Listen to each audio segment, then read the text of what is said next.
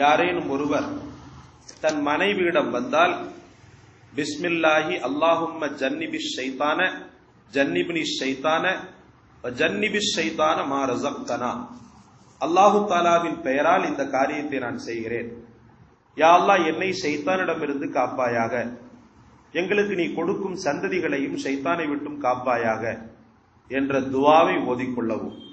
பிறகு அந்த நேரத்து தாம்பத்திய உறவால் அவருக்கு குழந்தை பிறந்து விட்டால் அக்குழந்தைக்கு ஷைத்தானால் எப்போதும் தீங்கிழைக்க முடியாது.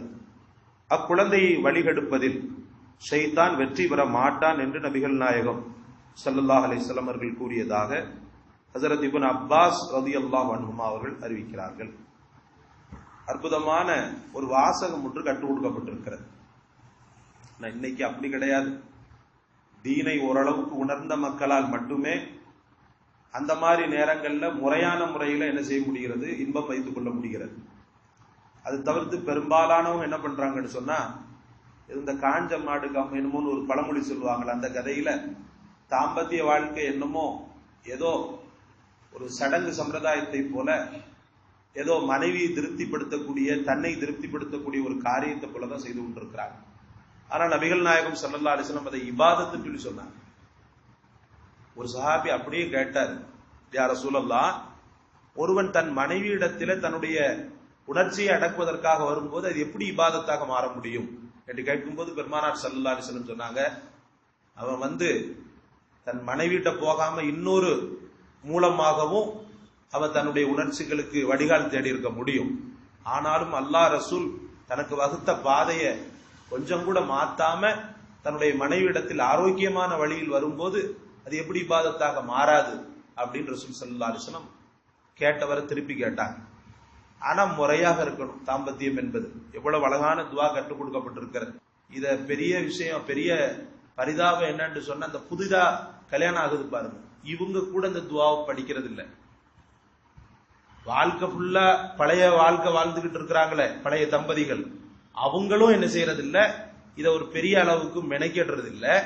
புதிதாக நுழையக்கூடியவன் கூட இந்த துவா என்ன ஏதுன்னு சொல்லிட்டு கேட்கறது கிடையாது. சகோதரர்களை, பெற்றோர்களும் சொல்லிக் கொடுக்கறது கிடையாது. இதையெல்லாமா சொல்லிக் கொடுப்பாங்கன்னு ஒரு டயலாக் என்ன செய்வார், விடுவார். ஆனா ரசூல் ஸல்லல்லாஹு அலைஹி வஸல்லம் ஒரு சமூகத்திற்கே ஒரு பாதுகாப்பான விஷயத்தை கற்றுக் கொடுத்தாங்க. வம்சாவளி இருக்குது பாருங்க, அந்த வம்சாவளிக்கே ஒரு பாதுகாப்பு கேடயம் இது. முறையான முறையில் ஒது செய்து விட்டு, அதுக்கென்று ஒரு முறை இருக்கிறது, முறையான முறையில் ஒது செய்து விட்டு புதுமண தம்பதியாக இருக்கின்ற பட்சத்தில் 2 ரக்காத்துகள் தொழுவது, தொழுத பிறகு அவரிடத்தில் சிறிது நேரம் பேசி முடித்த பிறகு முன்னெற்றி ரோமத்தை பிடித்தவாறு அல்லாஹ்விடத்தில் துஆ செய்வது. அல்லாஹும்ம இன்னி அஸ்அலுக கைரஹா வ கைர மா ஃபீஹா வ நஊது பிக்க ஷர்ரஹா வ ஷர்ர மா ஃபீஹா.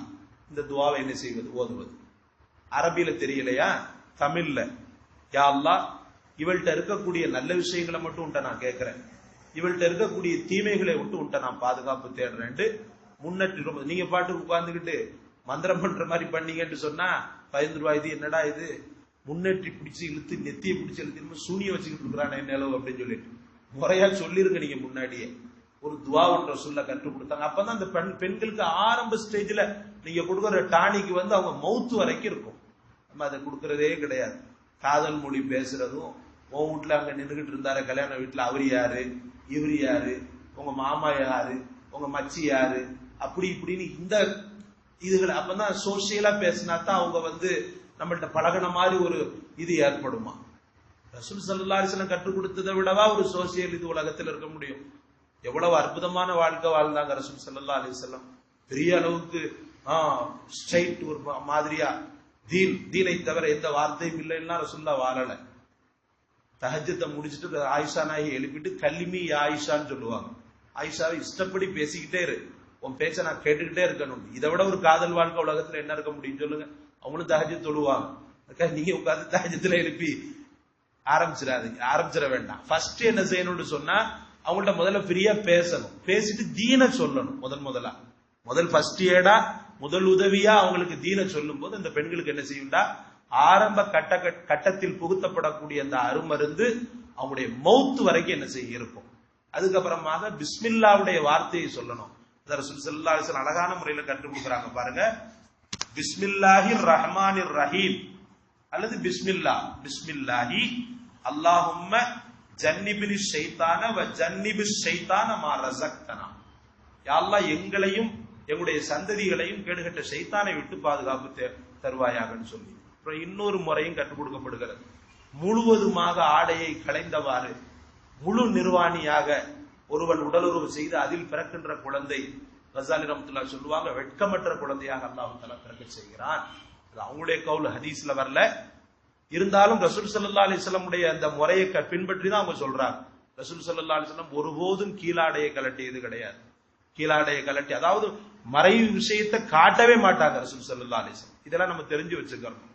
அதுக்கப்புறமா சொன்னாங்க கஸாலி ரஹ்மத்துல்லாஹி அலைஹி, நின்றவாறு உடலுறவு செய்து அதில் பிறக்கின்ற குழந்தை ஊனமாக பிறப்பதற்கு வாய்ப்பு இருக்கிறது அப்படின்னு சொல்லி சொன்னாங்க. சிறுநீர் கழித்து விட்டு சரியாக சுத்தம் செய்யாமல் அல்லாஹ் பாதுகாக்கணும். அதில் ஜனிக்கக்கூடிய குழந்தை மூதேவியாக ஆகுவதற்கு வாய்ப்பு இருக்கிறது அப்படின்னு நிறைய விஷயங்கள் இந்த உடலுறவு சட்டங்கள் அப்படின்ற ரீதியில உலமாக்களால் கற்றுக் கொடுக்கப்பட்டிருக்கிறது. சகோதரர்களே, அல்லாஹ் நம் சமூக மக்களை பாதுகாத்து எந்த விஷயத்தில் இஸ்லாம் எப்படி போதிக்கிறதோ அதன்படி நடக்கின்ற பாக்கியத்தை அல்லாஹ் உங்களுக்கும் எனக்கும் தருவானார்.